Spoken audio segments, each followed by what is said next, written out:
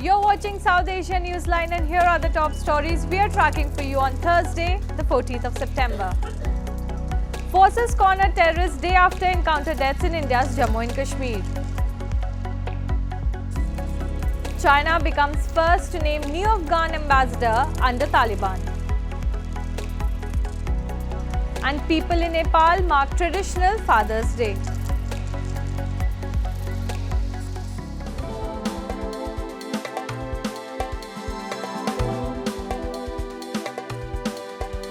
And now for all the details. Anti-terror operations entered the second day in Anantnag district of India's Jammu and Kashmir, where on Monday, 3 security personnel lost their lives in an encounter. The forces had cornered the terrorists in a forest area till the last reports came in. The counter-terror operations entered the second day in Anantnag district of India's Jammu and Kashmir, where at least 2 terrorists of Pakistan-based Lashkar-e-Taiba were reportedly hiding. On Wednesday, 3 officers, including the commanding officer of 19 Rashtriya Rifles, were reportedly killed in action during the encounter. The terrorists have been encircled by the security forces while a continuous vigil over the area is being done by small quadcopters and drones, an army statement said. Meanwhile, protests erupted against Pakistan in Jammu city over the encounter deaths. The protesters demanded strict action against Pakistan, which India claims aids terrorists. A similar call was made by former Army Chief and Deputy Civil Aviation Minister General V.K. Singh, who called for isolation of Pakistan by the international community to make Islamabad act against terrorism. जो है सोचना चाहिए, क्योंकि जब तक हम अलग थलग नहीं करेंगे पाकिस्तान को, नहीं तो उनके लिए बिजनेस एज नॉर्मल, हाँ जी ठीक है, बॉलीवुड वाले आ जाएंगे हमारे यहाँ, क्रिकेट मैच खेलने वाले आ जाएंगे हमारे यहाँ, सब ठीक है, चंगा है जी, कोई दिक्कत नहीं है। वही मैं कह रहा हूँ कि अगर उसके ऊपर दबाव डालना है तो उसको अलग थलग करना पड़ेगा। उनको पता चलना चाहिए कि आप नॉर्मल चीज़ों के अंदर हमारे साथ रिश्ता तब तक नहीं कर सकते जब तक आप खुद नॉर्मल नहीं हो। India's Prime Minister Narendra Modi on Thursday accused the opposition I.N.D.I.A bloc of having an agenda to end the country's Sanatan culture. He made the remarks while inaugurating mega developmental projects in Paul-bound Madhya Pradesh. The statement came as Tamil Nadu CM M.K. Stalin's son earlier this month compared Sanatan Dharma with dengue, malaria, fever and corona. PM Modi slammed the opposition, saying that the bloc has not even decided their leader yet and has come up with a hidden agenda to end India's culture. He further called his BJP government the public's devoted partner through thick and thin, as he listed achievements of COVID vaccination and free ration to the poor during the pandemic. नीति है भारत की संस्कृति पर हमला करने की। INDI alliance का निर्णय है भारतीयों की आस्था पर हमला करो।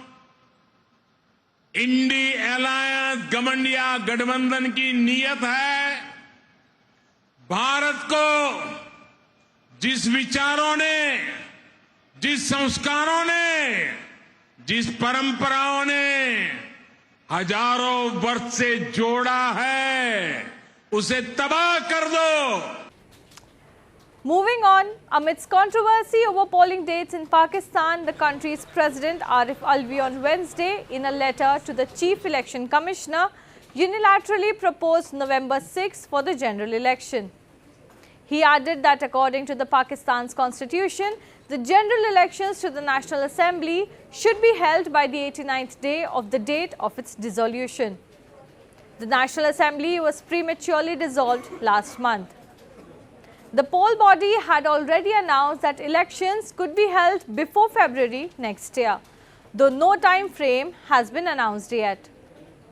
Pakistan enters an election year as former Prime Minister Imran Khan is serving jail for multiple cases and has been barred from politics for 5 years. And while India is being hailed for successfully hosting the G20 summit, people in Pakistan have also heaped praise for their neighbour.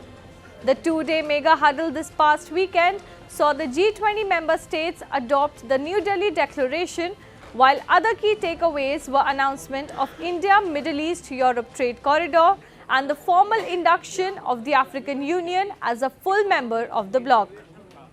Locals in Pakistan's Karachi and Lahore said it shows how important India is for the world, and that it is a shame that such a summit did not take place in their country due to its failed foreign policy and poor law and order situation.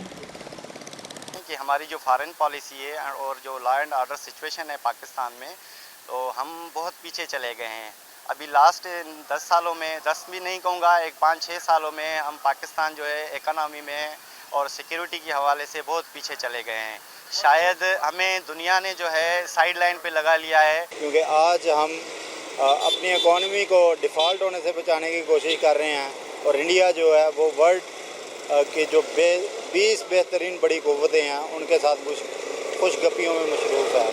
तो मैं समझता हूँ India ने बहुत ही आला step लिया है ये वाला, कि उनको ये होस्ट मिला है। बहुत ही अहम मौका था इंडियंस के लिए, सर फ़ख्र से बुलंद हुए होंगे उनके। इंडिया की जो तस्वीरें आई हैं PM मोदी की मुख्तलिफ सरबराहान ममलिकत के साथ, वो इंडिया का जो पॉजिटिव चेहरा है वो दुनिया में दिखाने में बहुत बावर हुए हैं। China has become the first country to name a new ambassador to Afghanistan after its envoy Zhao Sheng presented credentials at a ceremony in Kabul on Wednesday. Since the Taliban takeover in 2021, no country has officially recognized its regime so far due to some of the worst gender-based discriminatory policies enforced by the group. However, Beijing did not indicate whether the appointment signaled any wider steps towards formal recognition. The acting Minister of Foreign Affairs Amir Khan Muttaqi said the two countries had special ties and Zhao's nomination is a significant step with a significant message. Moving on, Chairman of Sri Lanka's Parliamentary Committee on Public Finance Harsha de Silva on Thursday urged the IMF to prioritize accountability and transparency as the global moneylender goes into its first review of its program. The main opposition lawmaker raised this on microblogging site X while pointing to economic crimes and the need to confront past mistakes. Crisis hit Sri Lanka must convince IMF officials that it has met key goals under a $2.9 billion bailout to push foreign debt restructuring efforts crucial for economic recovery.